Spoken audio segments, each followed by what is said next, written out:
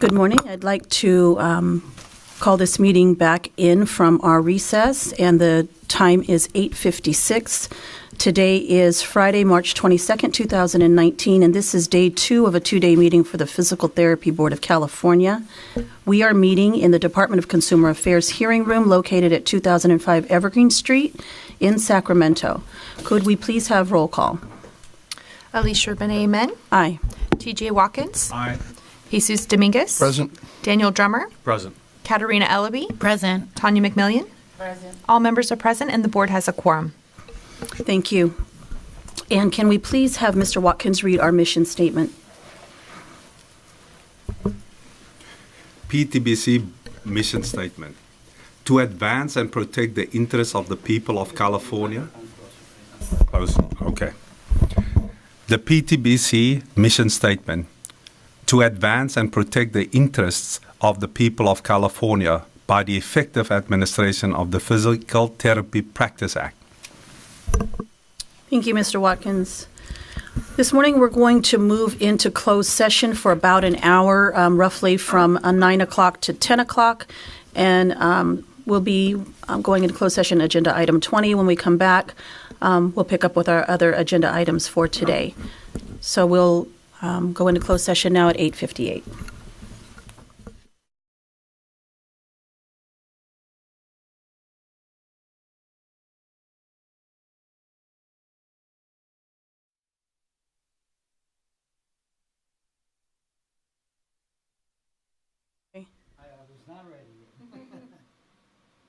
We are back from closed session. The time is 10:06, and we're going to pick up with agenda item.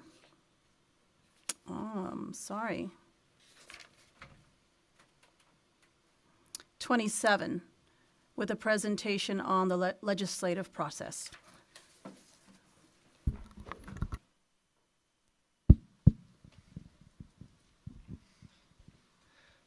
Good morning, ladies and gentlemen. My name is Dennis Cuevas Romero. I'm the Deputy Director of Legislation at the Department of Consumer Affairs. Thank you so much for having me. I'm going to try to run through this legislative training. Please feel free to stop me if you have any questions throughout the process. Let me jump over here.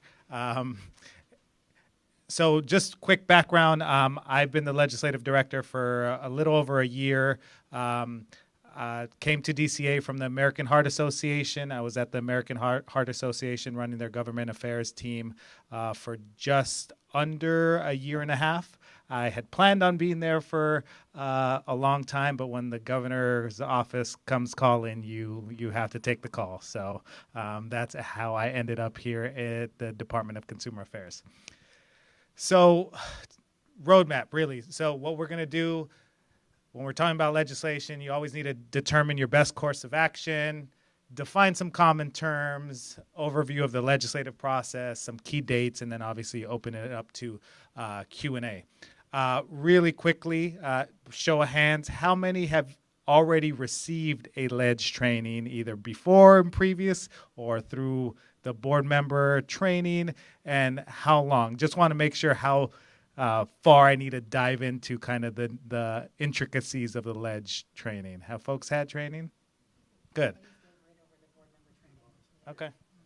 So again, ask as many questions as you need. So this is a ledge training. We're not going to talk about regulations. That is now legal's department's purview. Our office used to be called the Legislative and Regulatory Affairs Division. We are no longer that. We're the Division of Legislative Affairs now. Legal is taking the regs portion. So if you have questions on regs, please defer that to your counsel. So just really quickly, here's pros and cons of legislation versus regulation. Obviously, for the department, regulations does have some challenges in terms of the timeliness. Legislation can be very timely, can be very fast, particularly if there's an urgency put into the legislation, and I will discuss that in a second. Pros obviously can be done very quickly. Your cons is that you have less control over what ultimately the bill language looks like. Even if you're the bill sponsor, in theory, you're supposed to have ultimate control or as much control being the bill sponsor. But oftentimes with negotiations and politics and things of that nature, sometimes the ultimate bill language, you have to make some concessions. Things are out of your hands as a sponsor of a bill, and we'll get into that in a second. But that's obviously one con. The second con is finding an author. As you guys probably know, we have 120 legislators. There's 80 assembly members and 40 senators. So you folks do have a good number. There's 120 of them, but it is still challenging because, you know, the board or any other sponsor has to deal with thousands of stakeholders, interest groups that want bills authored by legislators. Just recently, in the last couple of years, a legislator can now carry 50 bills per 2 years. Before it was 40 bills per 2-year session. So now, I mean, it's a little bit more, but still, finding an author is a challenge. So your pros and cons. So cast of characters. This is obviously not an exhaustive list, but clearly we have our legislators and their legislative staff. We have the governor's administration. Our department we provide recommendations to the governor's office on bills related to all our DCA programs. So we're essentially an extension of the administration. We provide recommendations to the governor's office on bills. Constitutional officers generally don't take too much of an active approach in legislation, but there are those cases where constitutional officers take a very active approach. For example, I can think of, you know, the Attorney General, for example, can take pretty active approach on criminal justice legislation that may affect the Department of Justice. Clearly, independent boards take a very active role. I think some boards up and down the state are more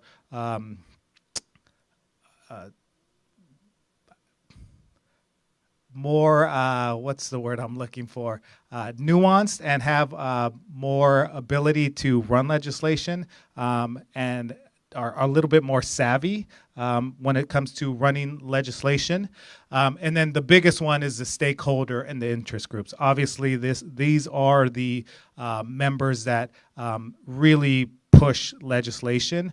And, you know, in this world, often the ability to have a C4 or a PAC definitely does influence potential legislation. So these are just your cast of characters, so to speak. Obviously, it's not an exhaustive list, but this is the list of the bigger players. So some major terms that we'll discuss during this legislative overview: House of Origin, Second House, author, sponsor, enrolled, and chaptered. So House of Origin, really a bill gets introduced in a House of Origin, really the first house. So if it's an assembly bill, obviously it starts in the assembly. Second House, it needs to go through both houses of the legislature for ultimately getting passed. Your author is your legislator. Your sponsor can be a variety of people. For the most part, it is stakeholders. It could be your board. It could be a stakeholder group. Oftentimes, it's author-sponsored. Some authors don't want to give the indication that they're, beholden to stakeholder groups, so they make it a personal decision to say all my bills are author-sponsored. Enrolled, that is the term when once a bill passes both houses, that is the process that the legislature prepares the bill in its final format before it gets presented to the governor for review. And then chaptered is what happens once the governor takes action and signs a bill into law. Each law is basically chaptered into the book of statutes at the end of the year. So, roadmap of the legislative process. Really begins with a bill idea. That can come from any of those list of characters. Usually it is a stakeholder or interest group. Oftentimes it's a staffer. The legislator says, I like this idea, or I saw this in the news. I want you to do some research and think of a bill idea. And the bill ideas come from a variety of places. I will tell you, earlier this year, I was speaking with a legislative director in an office, and right before bill introduction, they had received 200 bill ideas that they had to basically all look into, assign to staff, have staff research, and then whittle that down to about 20 or 30 ideas. So there are plenty of legislative ideas that end up becoming a bill. So clearly, you get your bill idea, your sponsor. Once you have that bill idea, you can submit that to a leg office. Before the legislator commits to authoring the bill, staff generally sends that whatever draft language the bill idea is to legislative counsel, and legislative counsel is the attorneys for the state, and they generally draft the bill language. Even if your bill language is not in final form, if you give them kind of a roadmap, some draft language, they will get the language to the finish line. They make the legal drafting. They don't make policy decisions. The policy decisions in language is the decision of the legislative sponsor or the author's office. So they do the drafting of the legal language to make sure it's legally accurate, but any policy decisions for the most part are made by the sponsors. They draft the bill, that gets sent back to the author's office or the potential author, and then it's the stakeholder's job to make sure that they secure an author. So this, I apologize, it's a little small, but this is essentially AB 17 for this year. I really wanted to just put it up here as an example. There's a couple things I want to highlight. So they do a legislative council digest. It's really a summary of what the bill does. Down here, there are 4 items that I really quickly want to talk about.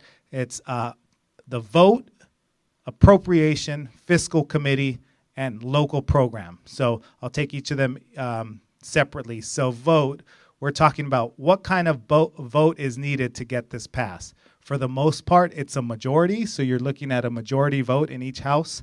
So in the assembly, you have 80 assembly members, so you need 41 votes to get a bill passed in the assembly. In the Senate, you have 40 members, so you need 21 to pass. This, for the most part, is nearly every bill is a majority vote. There are some bills that require a 2/3 vote, depending on the type of bill. Usually, tax measures, tax levies are 2/3 vote.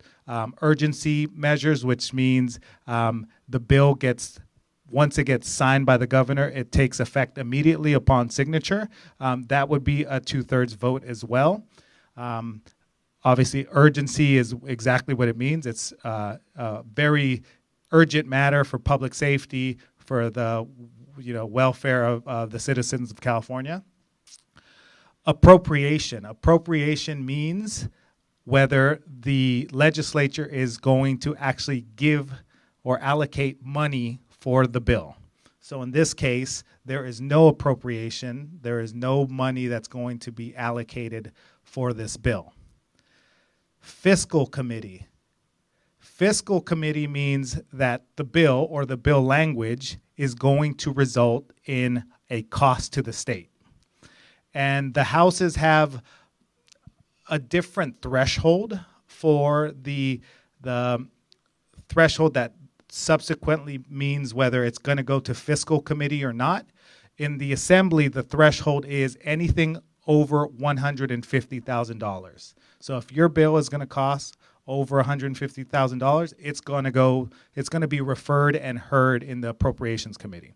On the Senate side, they have a lower threshold that's at $50,000. So when you're making those decisions about, what type of author you want to find, that could be a consideration. If you think that your bill is going to cost $100,000, maybe you'll want to start in the assembly so you don't have to be headed to a Approps Committee in the first house. Obviously, I think the goal for everyone is to find a bill and bill language that does not have a fiscal cost, so you can skip the Appropriations Committee. And I'll talk about the Suspense File. If you guys know what the Suspense File, I will talk about that briefly, because that's where bills go to die silently. So I will talk about that in a second. Local program, this essentially means that a local city, county may have to incur costs if a bill is passed. So for this bill, there's no local program, but for other bills, and the example I usually use, because I came from this world before American Heart Association, is criminal justice issues. If a bill is creating a new crime, for example, local law enforcement is going to have to enforce that, so they're going to incur costs. So local programs essentially allow the locals to, if a bill gets passed, they can apply to the state and say, these are the costs that were incurred through this legislation, and they can seek reimbursement. Before I move down here is the actual text of the bill language. I purposely chose a very short bill, but there could be bills that are hundreds and hundreds of pages. Thinking budget bill, really big bills. So this is a shorter bill. So bill positions. So once a bill gets introduced, generally, stakeholder groups take positions. With boards, you all are a little different because you guys meet, is it 3 times a year or 4 times a year? 4 times a year. So, you are on a quarterly basis, so you can't move as quickly as a normal stakeholder group. They could convene a call, and you guys could technically convene an emergency call as needed, but, there's very certain time frames throughout the legislative process that maybe your board has not considered legislation, so you may not be able to take a position in March. You might have to wait till June or July. And I say that because for legislative staff and authors, it's not a actual rule, but it's an unwritten rule. Authors do not like programs, stakeholders, boards to come in, and especially if you're opposing a bill, to oppose a bill when it's already reached the second house. They think that, you had plenty of time. You had 3 months to take a position. The bill's already sailing. Why would you take a position in the second house? So it doesn't look great, but at least, for the board's purposes, generally staffers are savvy enough that they know the boards are on different schedules, and there's a reason why sometimes boards can't act as quickly as other stakeholders. Question? Will staff reach out to certain boards if they've been contacted by other similar boards regarding matters, or does that contact get initiated on your end, or does it have to get initiated on ours? Depends on the staffer and how savvy they are. If I was a staffer and I knew I had a bill that was going to influence or affect a stakeholder group or a board, I would do my due diligence and reach out proactively and ask the board, what's your take? Can we get you to support the bill? If I was a staffer, I would do that proactively. Some staffers do that, some staffers don't. To your question, our office, we review about 300 bills per year that touch any of our programs. So if there's a bill that touches your board, we have an analyst assigned to your program, and they'll reach out and ask, and then the staffer will then reach out to your program and ask, there's this bill. If you haven't seen it, what's your take? And really give you the information. So our job is to make sure that if you haven't reviewed legislation, we reach out to you and make you aware. Our office provides monthly ledge alerts that basically get sent out to the executive officers and say, these are the bills that we are tracking, and these are the bills that affect your program in particular. So we do that on a monthly basis at the end of the month. So folks, to try to make sure that programs are informed. You're welcome. So again, these are the positions that, for the most part, are the most popular. Support, neutral, oppose unless amended. I think they're pretty straightforward. I think oppose unless amended clearly is exactly what it is, that you're going to take a position, and unless the bill is amended, you are going to oppose the bill. There are other more nuanced positions like support or neutral if amended, but again, context matters. You really need to decide why you're going to take that and if it makes sense more than these other positions that are generally a little bit more forceful and are clearer to the legislative office. I will say with neutral, generally you don't submit a letter stating that your board is neutral unless you have already taken a position before. Let's say, for example, the board opposed the bill and the author made amendments to remove the board's opposition. Then generally, once your opposition is removed, it is best practice to submit a letter of neutrality, essentially, telling the author's office that the most recent amendments have removed our board's opposition.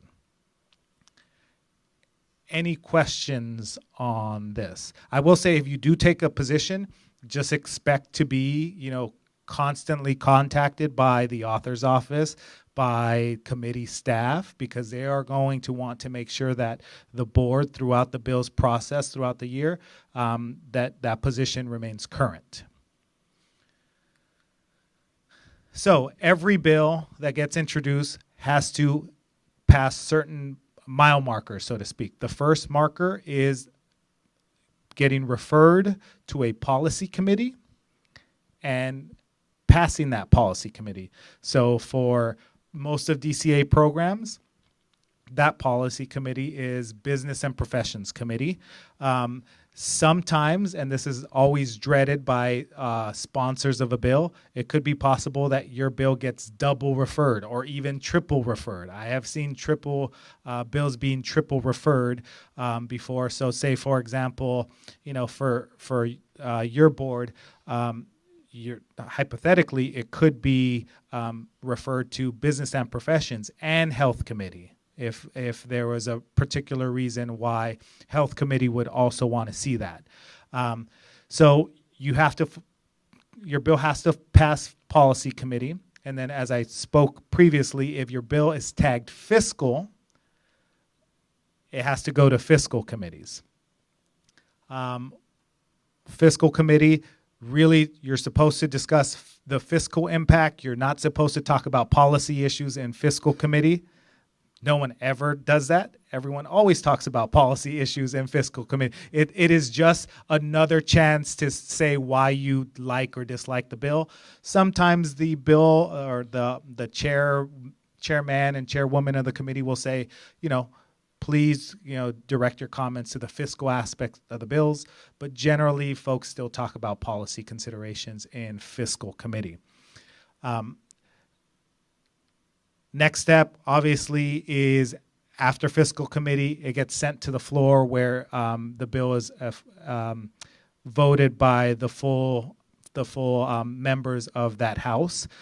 I will just say that Fiscal Committee, if your bill is above that threshold, so $150,000 in the Assembly or $50,000 in the Senate, your bill will get a hearing generally, and then it will get placed in something called the Suspense File. The Suspense File is that every bill that is above that threshold, it gets put into this file that the chairs of the committee will ultimately make a decision whether your bill is going to pass out of the Appropriations Committee. For the most part, if you have a bill that's very expensive and you're lucky enough to get the bill out of the suspense file, likely your bill will get passed out of suspense file with amendments to reduce some of those costs. Oftentimes, if your bill gets put into the suspense file, that's exactly what it is. The bill will die, and in some houses, if I'm remembering correctly, in the assembly, they list every single bill and say, bill died, bill held, bill passed with amendments. On the Senate side, the reason why it's called suspense, they don't even call your bill. If they don't call your bill, it's dead. And oftentimes, I will be sitting out in the Capitol, and people are like, what happened to my bill? What happened to my bill? And it's like, that's not a good thing. It didn't get called. That means your bill's dead. So that's why it's called suspense file. It's a tough thing to get out of, but obviously with amendments to make your bill less costly, that's ways to get your bill out of suspense file. Again, floor vote, you need 41 for majority votes, 41 in the Assembly, 21 in the Senate. So let's say we have an Assembly bill, passes the Assembly with 41 votes, goes to the Senate, does Policy Committee, does Fiscal Committee, passes. Let's take it's in the second house. It gets amended in the second house, whether in Policy Committee or Fiscal Committee. And gets sent to the floor and passes. If a bill gets amended in the second house, it must return to its house of origin for a concurrence vote. Essentially, the bill changed in the second house. There are amendments, so the house of origin wants to review those amendments and what happens and requires a concurrence vote. It is very rare that a bill will die on concurrence. I think I have maybe seen it once before. And that is generally because of inter-house politics. The Senate, told the Assembly earlier in the year, we don't want to see this bill, and we're going to kill it. And then they make some amendments in the bill that the Assembly doesn't like, but they pass it out, and then the Assembly has to kill. There's various reasons why this could happen, but it's incredibly rare that a bill will die on concurrence. Once a bill is passed, it gets enrolled and then gets sent to the governor for governor's final consideration. Depending on when the bill gets sent down to the governor's office, let's say it's about a month before the end of the year, once the governor gets that, the governor has 12 days to act on the bill. If it's past a certain threshold, if I remember this correctly, this year it's September 1st. Anything that gets to the governor before September 1st, the governor will have 12 days to act on the bill. If he gets it after September 1st, he essentially has until 30 days after the last day of session, and we'll talk about those key dates at the end of the presentation. Governor could really do three things. Governor reviews it, obviously, but he can sign the bill, veto the bill, or take no action. It's rare that the governor takes no action on a bill, but at the end of the year, if the governor takes no action, it's basically goes into law. So it's basically by default, the bill gets chaptered. Again, that's very rare, that the governor will just take no action, not take a sign or a veto, but that does happen. So basically, this is a full picture of the legislative process. Again, with the legislature, there's always exceptions. There's always rule waivers to get certain things out. There's always ways to get a bill introduced past the introduction deadline. There's always ways, say, something catastrophic happened in your industry in July, and you all need immediate legislation. There's always ways to get a bill author to gut and amend a bill and get a bill introduced a month before session and have it go through this entire process that's supposed to take 9 months. I've seen it done in 3 days. Yeah, I've seen it done very quickly. Now, from I believe a proposition 2 years ago, that doesn't happen as often because now bills have to be in print for 72 hours before the legislature takes final action. But before that, I have seen bills literally in 3 days go through this entire process because there's rule waivers to allow this to happen at the end of the year. So some major legislative dates. We've passed a couple of these already. Last day to introduce bills this year was February 22nd. These numbers right here, this is the number of bills that have been introduced this year. So in the Assembly, there has been 1,828 bills introduced. And in the Senate, 791 bills. It's about 2,600 bills. That's a lot of bills. Our office currently is tracking about 300 of those bills, so just over 11% of those bills. We will likely complete bill analyses on about 150, maybe 200 of those bills. Naturally, some of those bills will die in policy committee, in suspense, not get heard. I will say this is the first year of a 2-year session, so let's say you have a bill introduced this year that doesn't make it out of its first house by the first house deadline, which is May 31st. Because it is the first year of a 2-year session, you could pick your bill back up in January, and you have essentially the month of January to try to get your bill out of the first house and continue the process because it is the second year of a 2-year session. So if you don't get your bill out of the first house in the first year, there's always a chance to resurrect the bill. A couple other, I talked about suspense hearing. Suspense hearing for the first house is coming up May 17th. Last day to amend on the floor is September 6th. Again, there are always rule waivers and ways to get around that. That needs generally legislative leadership, but this is the last day to amend on the floor. Last day of session is September 13th. And from that date, the governor has 30 days to consider all the bills that make it down to his desk.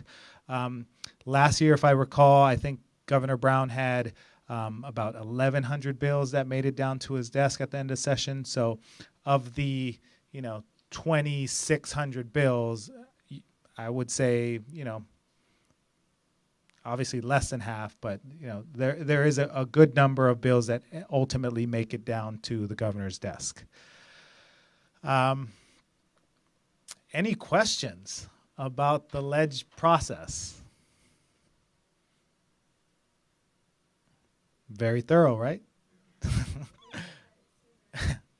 And I will just say for... all of us start at different times, but it'd be nice to get it from the beginning. Sure.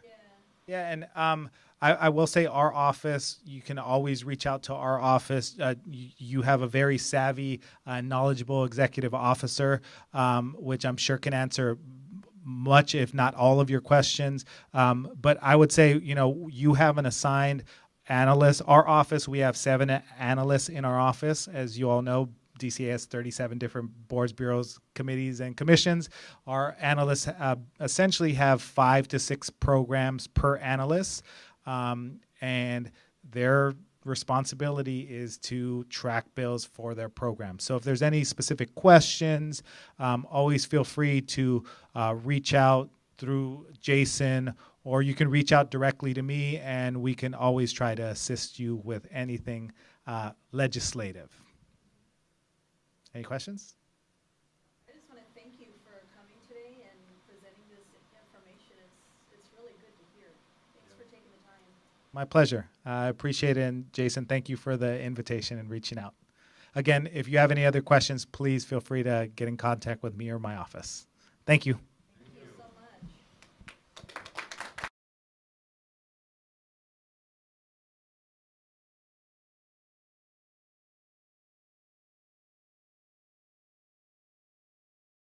Item number 26, Probation Monitor Report. Thank you. Good morning, everyone. How's everyone doing today? Good. So today I'm giving a brief presentation on the Physical Therapy Board of California's probation monitoring program. My name is Monty Martin, and I am the probation monitor for the Physical Therapy Board of California. I am the one and only one. So let's talk probation. First, we start with intake. As most of the board members know, all decisions go to you to be approved before they can make it to my desk. So after they've been approved by you and ordered, I get those cases. They end up on my desk, similar to that. And before the decision actually goes into effect, I contact the licensee that's set to go on probation, and I schedule an interview with that person. Those interviews are usually by phone or in person. They last anywhere from about an hour to an hour and a half. And during that time, we go over all of the terms and conditions together so they have a full and complete understanding of what's going to be required of them once that probation goes into effect. So what do you mean before the decision goes into effect? So the decision gets ordered first, and then there's a 30-day period before it actually goes into effect and starts. So in between that time, I'm contacting them to let them know we have an appointment coming up so we can discuss the terms and conditions of your probation before it starts. That way you can prepare, get yourself ready before it actually starts. How soon do you usually reach out to them, or what's your timeline? What do you like to do? So like I said, I have 30 days, and I like to contact them within the first 2 weeks of that.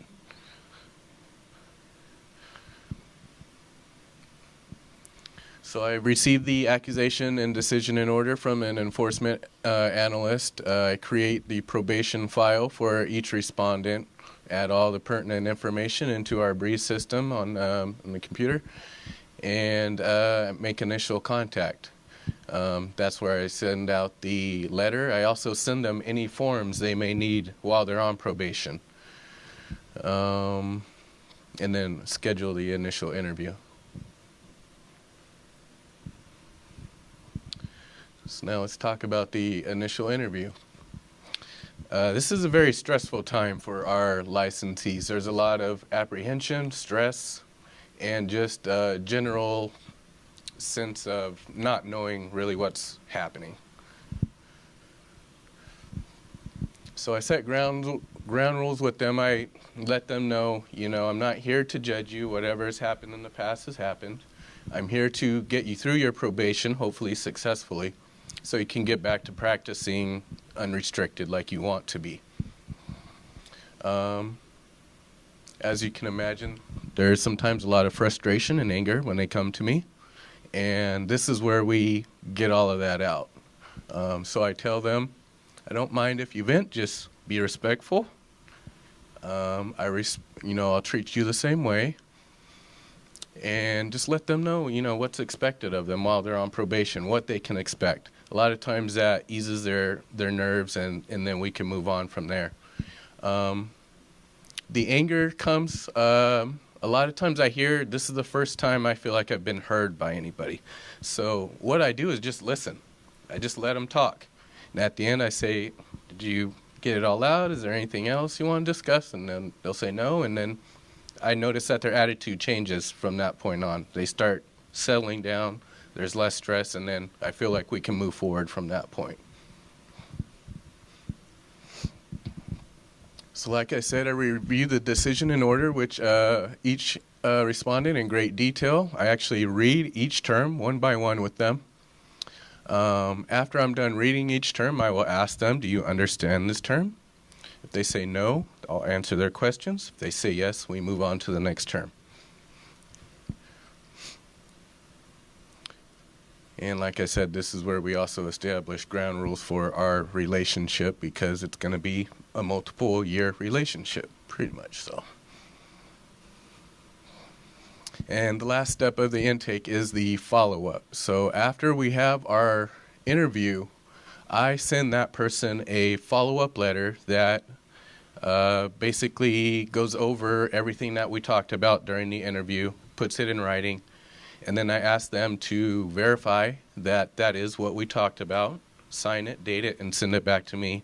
And that tells me you have a full, complete understanding of what we talked about, and you don't have any further questions from that point, and you're confident going forward and knowing what's required of you while you're on probation.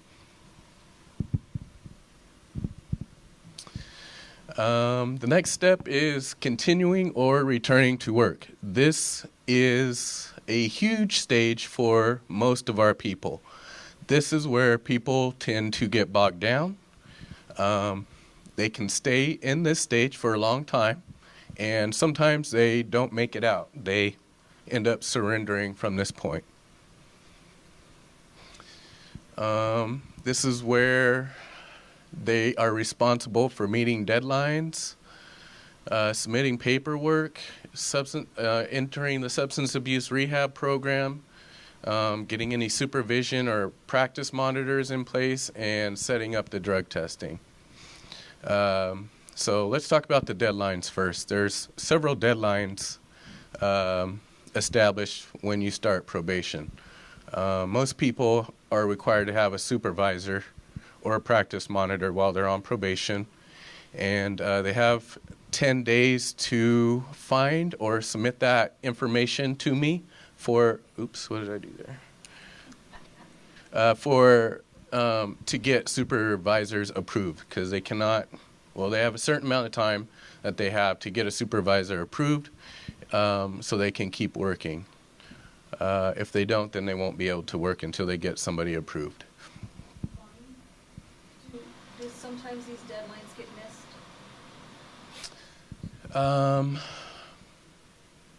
Not very often. If they're missed, they're just not going to do them. It's not like they're doing them late most of the time. They just won't do it. And I'll get into that further, what that means and what kind of things they miss. Are there supervisors or monitors that we don't approve sometimes? Yes, and the only reasons why we would do that is if they have some kind of prior relationship with the respondent, or if they don't meet the minimum requirements, which they have to be licensed for 5 years in California, and at least 5 years, and not have any discipline on their record to be the supervisor. So other deadlines at this point would be enrolling into the substance abuse rehab program. I think they have 15 days to do that. What else is there? Getting the supervision in place. The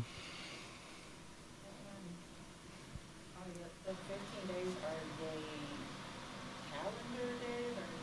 So the terms are written different. Depends on the term. Some of them say calendar days, some say work days. The supervision one, I believe, is 15 work days. Let's see. So I was saying before, this is a very stressful time for the licensees because they don't know if they're going to have a job a lot of times at this point. They're kind of in limbo. Their boss is deciding, let's see what these terms look like. Can we work with these? If they can, that's great. A lot of times they end up staying there, and, the transition is pretty smooth. Other times, the employer says, you know what, we can't work with these terms. We're sorry, but we're going to have to let you go. And in that case, that's difficult for our licensees, and they have to pretty much start over at that point, look for a new job, and then do all of this. Insurance companies are also a big barrier during this stage because some of them just don't put people in their networks if they're on probation. Blue Shield is a big one for that. If you're on probation, they don't want to hear anything. You're done until you're off probation. Other ones will take quarterly reports from myself to verify that that person is on probation and doing well still. And if they're doing well, then they just let them keep working. Quick question. Do you ever work with employers that help them make an informed decision on whether or not they're going to allow their employee to continue? So the only advice I would give a employer is just, it's not really advice, it's just explaining the terms further. Like a lot of them will say, you know, I've read this, but I don't understand what it means in real terms, you know, in real life terms. So I'll sit down and explain it to them that way. But I don't, you know, give any recommendations as far as yay or nay on this person. So another important date is the substance abuse rehab program date. I believe they have 10 days to enroll and I think actually it's 15 days to enroll and participate in that program if they're required to do so. When they call the substance abuse rehab program and get enrolled, at that time a clinical diagnostic evaluation is set up for that person and their testing is set up for them as well. Before someone is allowed to return to work, they need at least 30 days of negative test results, and we also would need the results from the clinical diagnostic evaluation. A lot of people in their terms say, well, I see here I need to be out 30 days. And I have to tell them it's not really 30 days, it's more like 45, because the 30 days doesn't start until we get the first negative test result. You're going to be in that program for a little bit of time before we get that, just because it takes time to set up the testing and then, you know, for them to do the test and then for us to get the result. So it's not really 30 days, it's longer than that.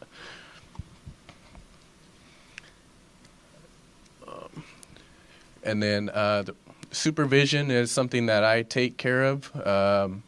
Like I said, some licensees are required to have a supervisor. We have 3 levels of supervision. First one being direct. That means that the supervising PT has to have direct contact with the licensee. They're there in the treatment area with them. They have to be able to see them at all times. Level 2 is direct supervision, or visual eye contact is required once per shift, and then the rest of it is done through documentation review. And the 3rd level is just documentation review with no physical observation while in the workplace. And then the last important date is the drug testing. Our substance abuse rehab program usually takes care of this for the participant and make sure that the contractor that we test with meets all the minimum requirements. And that's basically it for the dates. The practice monitor, I skipped over that. That is a supervisor that, similar to a supervisor, except they report directly to the substance abuse rehab program. So that person would be in that licensee's workplace, and then they would report to the substance abuse program how that person is doing at work and if there's any signs of concern. Yes. Is that the same as a worksite monitor? That, you know what, I mixed that up. That is the worksite monitor. A practice monitor is a supervisor for an owner. So, you know, if you're an owner, you can't be supervised by somebody else because you're the owner and you're telling them what to do. So a practice monitor is a licensee that agrees to supervise the person on probation for the board. So it's an outside licensee. They enter into a contract with the licensee. The licensee pays them directly, and then they go in, they do the reviews of the patient records and everything, and then they send that to me. That's a practice monitor. A worksite monitor is for the rehab program. Sorry about that. So once everyone meets the deadlines and, you know, they can keep working, from this point it's just ongoing monitoring. So I conduct quarterly reviews with each licensee. I try to do those in person as much as I can. It's not always possible, so I do phone interviews as well. And those are conducted 4 times a year unless we have concerns, and then they could be more than that. So some of the things they have to do before the quarterly review or interview is to submit quarterly paperwork. They have a quarterly report of compliance. It's a 3-page document, and it's basically a questionnaire they fill out regarding their own compliance with their probation terms. Question. What's your opinion and or preference for in-face versus teleconference monitoring? Obviously, I would prefer to do in-person interviews. It's just easier to have a conversation with someone. If you're looking at them face-to-face, you can see if they are stressed in any way, if they're telling the truth. I also like to see where they're working. I can talk to their supervisor. I can talk to coworkers. So it's just easier to be in person, but I just always don't have the time to do that. Like I said, I'm the only one.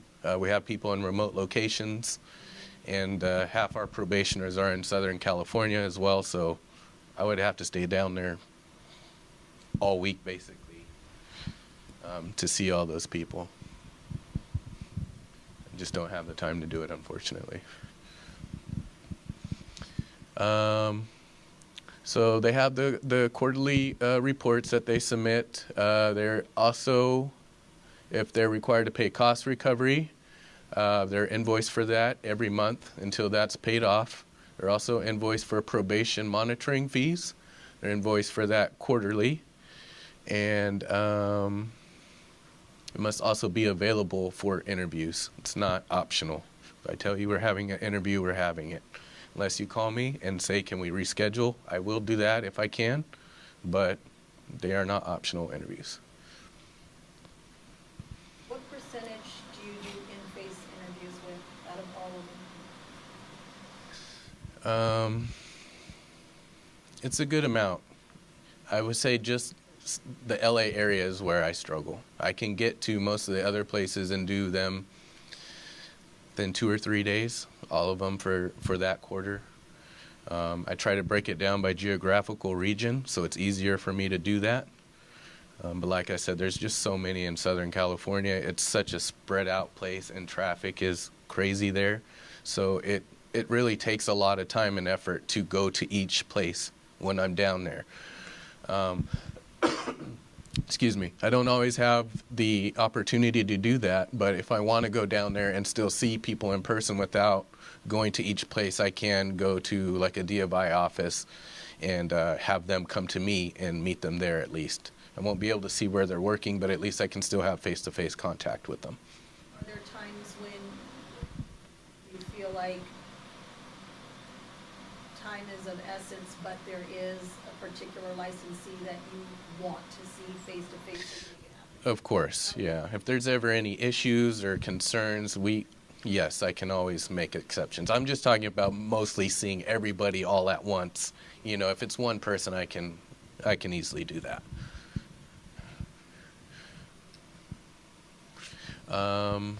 They're also expected to provide practice monitor or supervisor reports at this time with their quarterly reports. So the supervisor also fills out a report for me based on how the licensee is doing at work, any concerns they might have.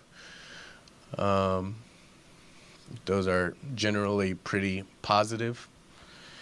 If something negative is happening, they usually will tell me before it gets to this point. They'll say, hey, this person's messing up or we have concerns, and then I'll handle it from there.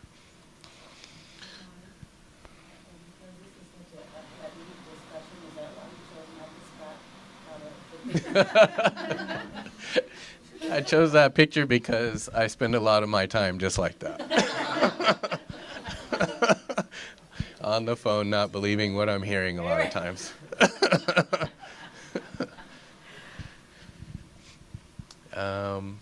So then, yeah, there's practice monitor reports and supervisor reports that are conducted during this time, and then there's an ongoing substance abuse rehab program. So they'll be going, when they're in the program, they're going to what are those called?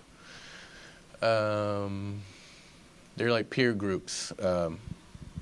So usually when somebody enters into the program, they're required to do 2 of those a week. Once they get into the transition phase of the program, that can drop down to 1 time a week. But they basically get together with they're called health group. What are those called? So there's a facilitator that runs the groups, and then other licensees are in the groups. They could be physical therapists, but a lot of times they are just other healthcare professionals, doctors, nurses, whatever.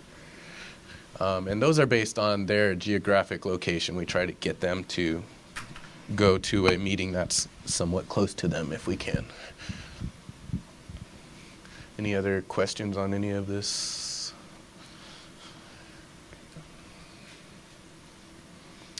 All right, so if somebody is not being successful and violating their probation, obviously that's not a good thing. So we have several different types of probation violations. A lot of them can be minor, paperwork, not turned in on time, stuff like that. And when that happens, I will send somebody a letter saying you are in violation of your probation. Here's what you're in violation of. Here is the date that I expect you to get back into compliance with your probation. Usually that works. If it doesn't, then we move on to the next phase.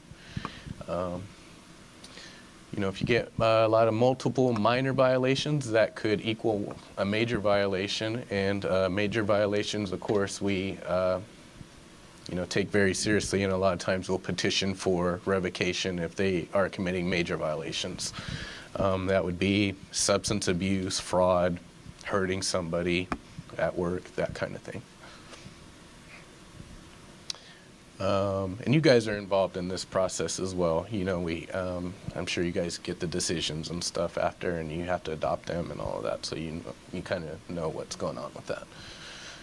There's also hearings that can take place during this time if they fight the petition for revocation. These are just our current probation numbers. In Q2, we had a big month or a big quarter for people entering probation. We had 7 new probationers come in. We had 2 complete probation, and we had 1 whose probation was terminated for noncompliance. We had 1 person that was noncompliant, but it was a minor thing. And we currently have 17 licensees on probation tolling or working out of state, and we have a total of 89 people on probation now. We had 2 people enter into the drug and alcohol rehab program, 2 people complete it, and there are currently 18 participants in that program. How can we be better? Ways to improve the monitoring program. More monitors. I do what I can, but I'm just one man. There's just not enough time to me to get to everything that I would like to do. I would like to conduct more in-person interviews like we talked about before. More time consulting with supervisors. As I said, I do get reports from them, but I would like to have more time to go into the clinics and sit down and talk with them. I do that with a few of them. They're always available, but as you guys know, PT can be there's things happening all the time. People are in and out. Supervisors a lot of times are going between clinics, so they may not always be there for me to talk to when I'm going to visit with the licensee.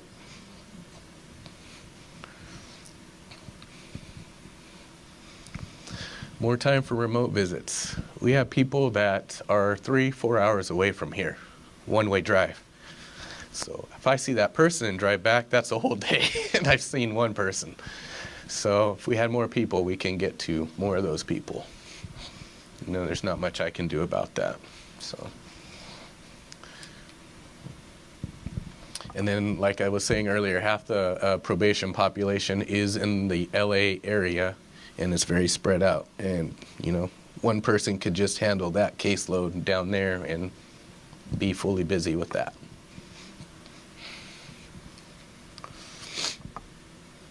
that's the end. Any questions or concerns?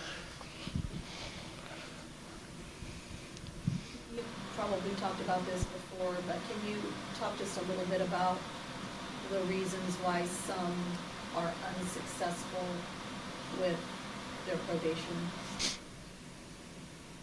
Besides just violating it? Yes, like reasons why they just decide to opt out. To opt out? There could be several reasons. A major one is the substance abuse rehab program. We have people that come into the program that don't think they have an issue, and they may not want to do the program. Maybe they want to do the program, but they can't afford it. They don't want to go into debt, take on debt to get through the program. So they can surrender their license and go get their rehab at their own pace and cost, and then come back and try to get their license reinstated at that time. We have people that quit just because they can't find jobs. They may not be able to find someone that's willing to hire them, or if they're out of a network and an employer uses that network a majority of the time, they're not going to hire that person. Some of our people are PTs, and they have to accept jobs where they're getting paid like an assistant, and they don't want to do that. So, question back here. Can you tell the members how you're involved with Maximus? Yes, so I am the diversion program manager is what it's called. So I'm the point person for Maximus. So any reports that they get, any test results they get, drug test results, that all comes to me. When a probationer has a request, say they want to travel somewhere, those requests come to me. Anything that they may request through that program, I'm essentially responsible for. I also take place in the contract. When the new contracts come up, they come up every 5 years. We're going through that now, putting everything in place that we want to see from that program. And, so that's been a project. We've been working on that since October. That happens there, and the microphone went out. Microphone went out. Battery. Yeah, it's dead. Can you go back to your slides? Did you have any information about tolling? I did not. Okay. Do we have, how many people do we have tolling right now?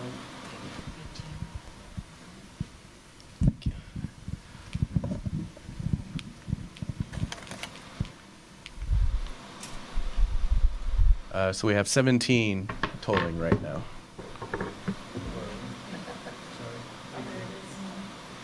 And are they all out of state?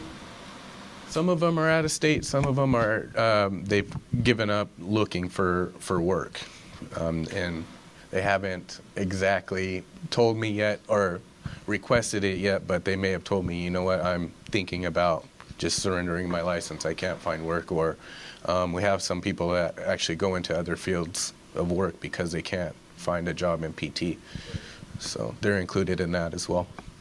And how many hours are required so that they are not tolling? 192 hours over a 3-month period comes out to about 16 hours a week. And I remember having a discussion with you about trying to suggest different options for people where when they may not be able to get a job at a clinic, a paid job, but as long as if they were providing pro bono work or doing other things in physical therapy, that they could potentially be satisfying their hours so that they wouldn't be tolling. Mm-hmm. Have you explored that with any of them? I had one person do that. And I have it gets kind of dicey with that though, because they still have to follow the terms and conditions of their probation. And a lot of times those situations it's hard to supervise that. So But yeah, we do. It is a consideration, and if you guys wanted to put language like that in a decision in order, so they could see that and knew that was an option for them, that could be helpful. I don't know if you guys want to do that, but it's an option.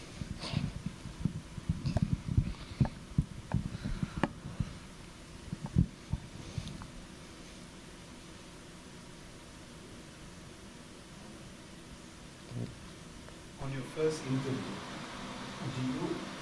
since you are walking into the rough waters at the initial interview, do you have like a sense from that moment when you meet this person, have a conversation with this person? I'm sure over time you get all the experience and this is probably one of the people that will make it. And what do the people have in? Oh, great. I'll repeat the whole thing. On your first interview, when you are walking them through the rough waters, do you have a sense immediately, or over the years that you've been doing this, while you're talking to them, you have a sense that, okay, these are the people that will probably make it, and these are the people that will probably not see this through, and what are the things that the people that do not make it have in common?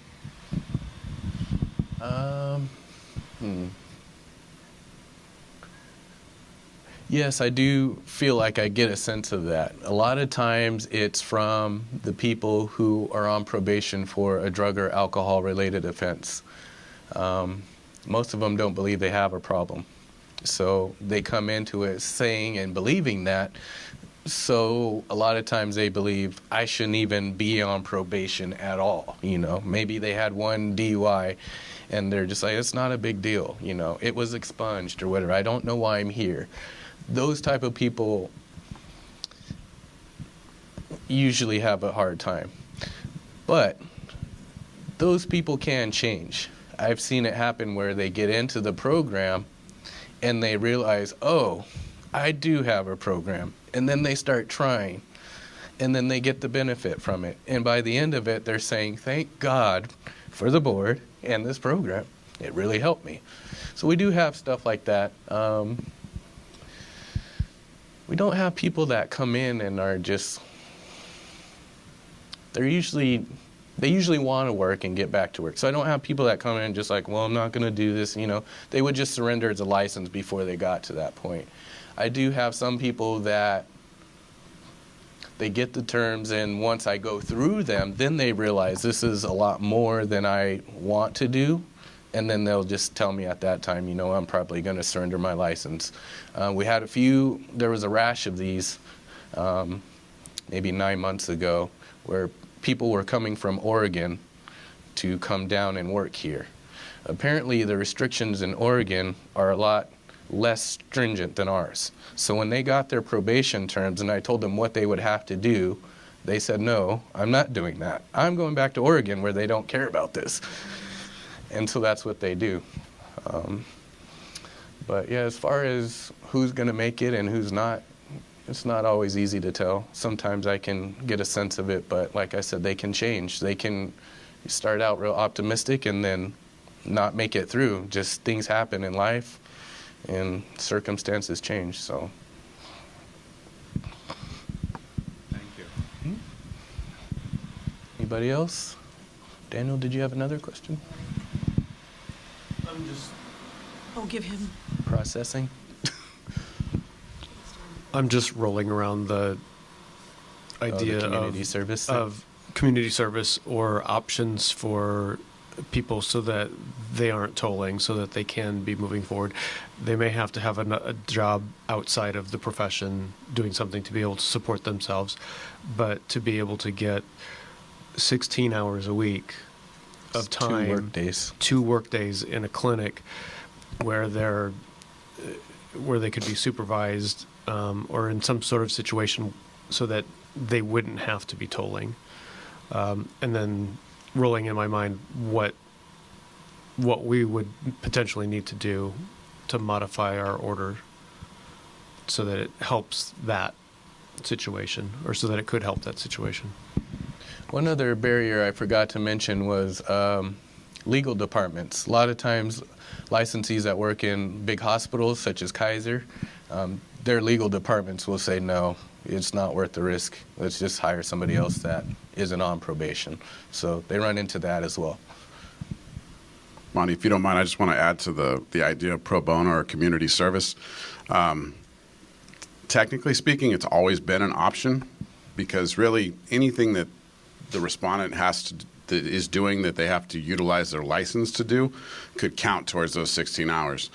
Monty kind of touched on the difficulty sometimes, though, is similar to employment. Those opportunities for volunteer work are under that same scrutiny of the order, and sometimes those organizations don't want to follow providing a supervisor, reporting back to the probation monitor, those kind of things. But we have tried to put an emphasis on that.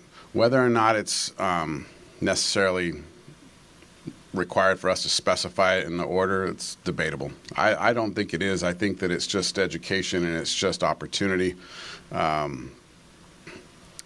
Employment, whether money changes hands for services rendered, doesn't really affect how that probation or that disciplinary order is enforced. And I think that's probably the biggest challenge, is that a PT or PTA who's now facing probation has in their head, how do I keep working while I'm on probation? How do I keep providing physical therapy service, keep working as a PT or PTA, and be able to do this? If the clinic can't allow me to work there anymore because the clinic's insurance company, not the individual patient's insurances, but the clinic's insurance policy won't allow me because I'm on probation. So the boss says I can't work there because the boss can't maintain liability insurance for the clinic. Yeah.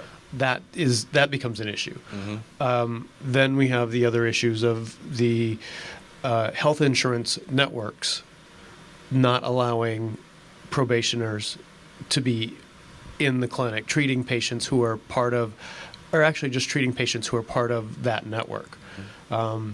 So there's potential that, and I think that we've seen in the past where probationers were in a clinic where a large portion of the patients were from a particular insurance network, but there were others that were not. Mm-hmm. And so there had to be some very good accounting to make sure that the patients assigned to that probationer weren't from the network. And that requires more work on the clinic, and then it's more burdensome for the clinic and everybody, but at least the probationer isn't tolling and struggling or stumbling when, if they could get through probation, then they could get back to practice. I think it kind of goes without saying that the members know that from the very early stages of these processes, we're trying to do what we can to keep these people, these respondents in their current place of employ, ideally if we can. But there are those different hurdles, whether it's that clinic's insurance or the patient's insurance. And it kind of goes to Mr. Watkins' question earlier, is there a commonality between the people that toll or the people that surrender, as part of their probation? There's examples of each category. We've seen people that insurance for the patients is shut down on that particular respondent. That respondent is ambitious and goes and finds a different place of employment and works it out.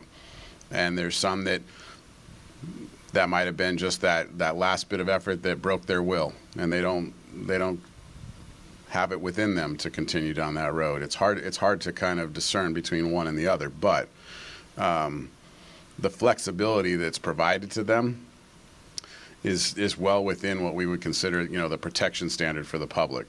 So as long as that's the test, as long as we can, work with them to keep them in their employ without sacrificing public protection, we will.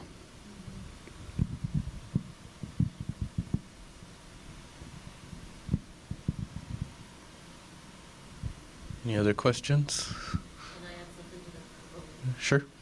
One of the things you might want to also keep in mind for pro bono is a lot of these probationers are in the substance abuse program, which is very costly. So for them to be working without pay, it's very difficult for them because they can't afford it. I mean, they can barely afford it sometimes working and going through the program. So I think that's why maybe they also try to stay away from that. But like Jason says, we'll always try, we will consider that, of course. We are at a point right now with the cost of the program that a lot of them are making that decision based on the cost, basically. Can I do this? Can I not? How much debt am I going to have to take on to get through this program? So it's a real concern for a lot of people that have to go through that program. Right now, it's right around $400 a month just to be in it. You have other costs for the health support groups, and you have the testing costs, which can be costly. So it can be $1,500 a month total just to be in the program. And that's with minimal testing. If we had to do more testing, it could be more than that. It's not cheap. It's another mortgage. And then that's just that one aspect of. Then you have cost recovery, you have probation monitoring, you know, all kinds of stuff. And then potentially all of the criminal legal costs that they incurred there. Just hearing about cost now and how this is becoming a bigger issue makes me wonder, is there something else that we could be doing or something that could be done differently so that cost isn't the reason why people are failing? And so it's a correlation. I don't know if it's causal, right? So I don't know that the costs are the reason that that person's failing, because if you think about the practical side of things, this is a comprehensive recovery program that they're trying to successfully complete while at the same time not disrupt their normal occupational life. Where, you know, it's not uncommon for us to hear a celebrity had to, you know, take a couple months downtime to go complete that same kind of program. You see it in the news all the time, and it's fairly reasonable to think that the more humane thing for that person maybe to do is to be able to surrender the license, rehabilitate at their own pace, at their own ability to pay, and then petition for reinstatement once that rehabilitation criteria has been met. Maximus, while it is onerous, it is that kind of ideal situation, and it is looking for that point of behavior modification. So, and it's the standard that we think assures that level of public protection that will allow them to practice while they're going through that program. The other option may be a suspension of some kind into that, for that licensee to go about trying to figure out what kind of rehab that they need, that they can come back and provide to the board to try and convince the board that they would be safe to practice at a later date.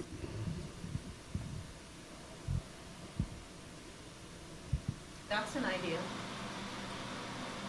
It is, but I think you kind of already have that situation, because whether they, in stitulation, decide to surrender to go do that on their own and then come back and reinstate, which you've had that before you a couple of times, or within the disciplinary order, there's a section that they can exercise and say, you know what, now I've tried to do it for a little while and I'm not being very successful at it. I can't afford it. There are other issues. I'm going to surrender my license now and start this process of trying to rehabilitate. It's just not with the provisions of being able to exercise their license. But you mentioned suspension. Yeah, and the suspension I'm kind of hesitant to consider, because you'd have to try to figure out how to take that same standard and condense it and define a period of time that would they be able to complete it, and when they come back at the end of that suspension period, how would they prove it? You know, it's kind of already built into the system that they can take a shot at it and try it, and if they can't do it, they can surrender and come back and petition, or they can stipulate that in negotiations in the beginning. So, all the while, the other board consideration is those SB 1441 standards. Those are the standards that were handed down by the legislature to deal with a substance abusing licensee. So.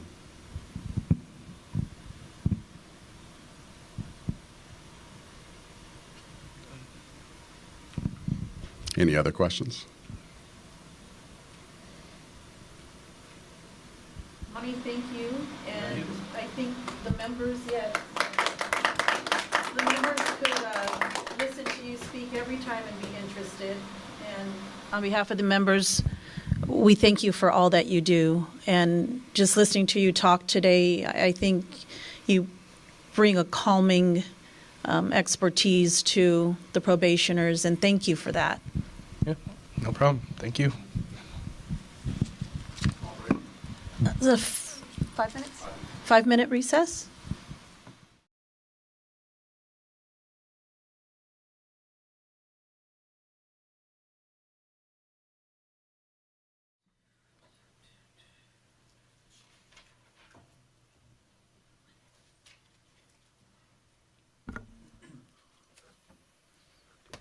Good. Okay. The time is 11:36. We're back from a short recess, and we're going to revisit Agenda Item 10B, which is the Department of Consumer Affairs report.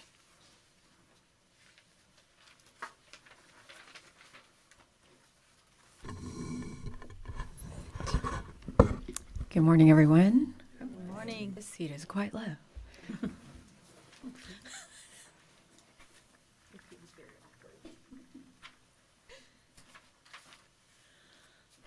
That's better. There you go. I'm already, vertically challenged. Anyhow, good morning. Karen Nelson, Assistant Deputy Director with DCA's Office and Board and Bureau Services. I believe it is still morning, so good morning to you all. Great to see you again, and thank you again for being flexible and moving this specific item to today. And wanted to just provide a few brief updates specific to recent activities at the department. Well, first of all, wanted to also do some highlights from 2018, since I think the last time we did meet, or I saw you all, was in December. So some great work done in 2018. This past year, we convened 9 licensing and enforcement workgroup meetings. You've heard me talk about those meetings quite a bit, especially with Vince Azar, who has been quite instrumental in participating in those.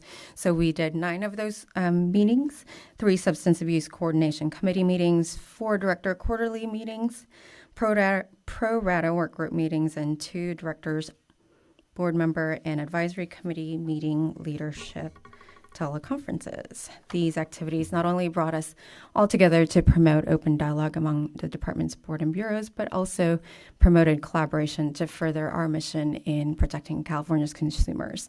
So again, I believe I've said it earlier, but wanted to thank the board and board staff in being actively engaged and participating in these convenings.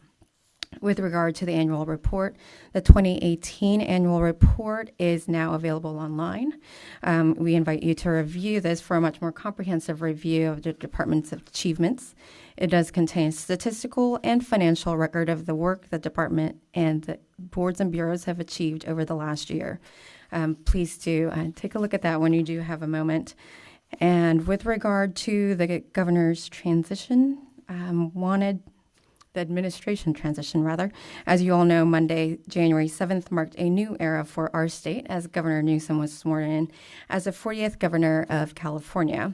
We at DCA are honored and excited to be a part of this new team, and our department is looking forward to doing all that we can to further the governor's mission. The department has met with the transition team and many new and some familiar faces that have been appointed to these positions in the governor's office. As for our current appointees, there's nothing you need to do other than continuing the great service and work you've done with this board. We're currently working with the appointments team regarding appointment vacancies and pending reappointments. With regard to the director's quarterly meeting on February 25th, the director hosted the first 2019 director's quarterly meeting, and at this meeting, DCA provided an update on the regulations unit, the executive officer salary study, and several division updates. And as you may recall, the quarterly meetings are an opportunity for the boards and bureaus to be available to hear important issues facing their programs. With regard to the Technology Advisory Council, on March 7th, this month, March 7th, 2019, the department hosted its first Technology Advisory Council, also known as TAC, led by Deputy Director of Information Services, Jason Piccioni. The TAC will discuss trends in technology and government and provide guidance and general direction to innovate efforts here at DCA. The TAC will make recommendations concerning strategic direction of proposed enterprise computing and information technologies. He'll also make recommendations about policies consistent with the goals and objectives of DCA for proper use of computing resources.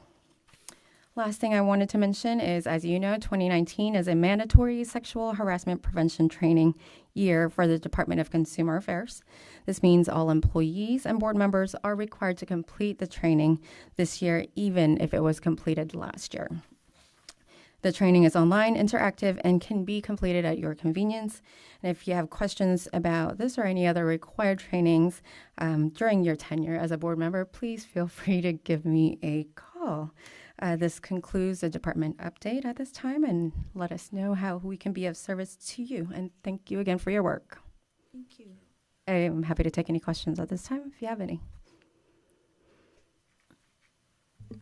Karen, thank you. Just a comment about the sexual harassment training. I tried to take it last summer on a couple of different occasions and could not access the training online.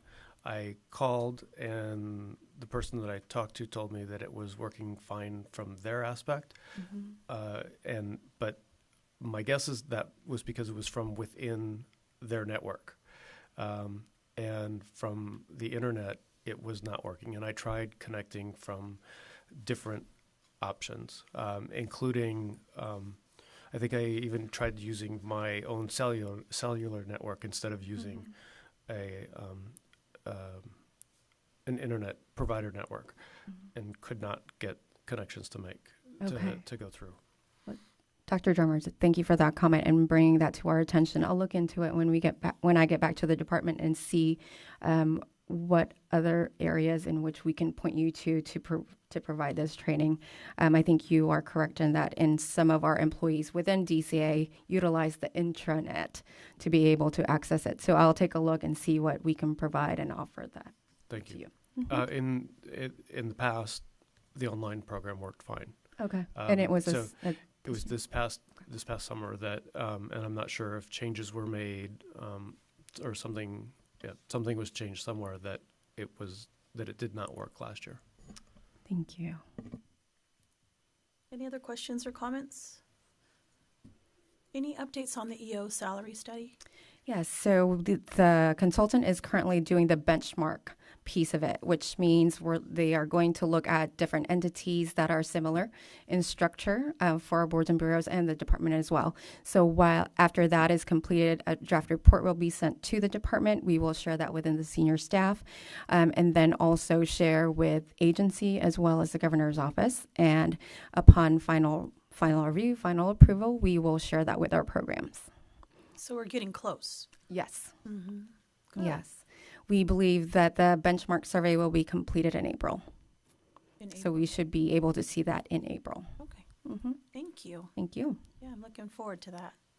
Yeah. We all are, yes. Yeah. I think they're gathering some great information, and I know a good amount of our executive officers have been able to speak with a consultant and provide some really critical factors and critical things to take a look at.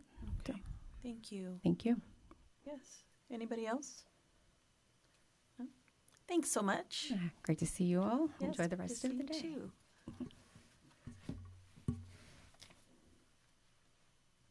Okay.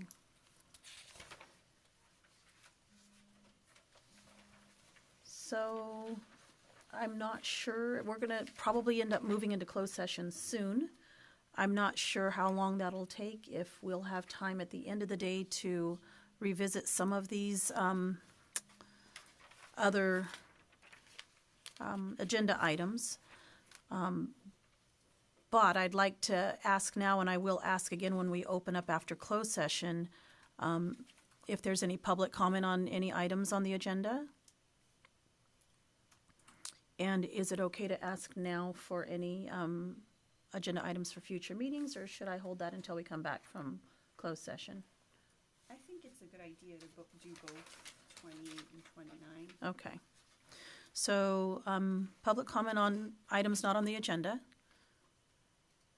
And agenda item 29, any agenda items for future meetings that anyone wants to bring up now? I would just note the date change in the agenda for the June meeting will be the 20th and 21st now. Thank you for that. Okay, hearing none, we will move into closed session, agenda item number 20. And after that, come back and see if we can get through some of the other items. So let's see, shall we maybe aim for a time and see how we do, or? Sure. There's a period I would imagine that you'll take for lunch between now and then. I think we're going to do a working lunch, if Okay. that's okay with council and the members. It's okay with you? So it's 11:46 right now. Can we maybe just guesstimate around 3? That's perfectly fine with me. Check back in. Yeah, sure. 3 o'clock. Okay. Thank you. It is 11:46. We'll move into closed session now.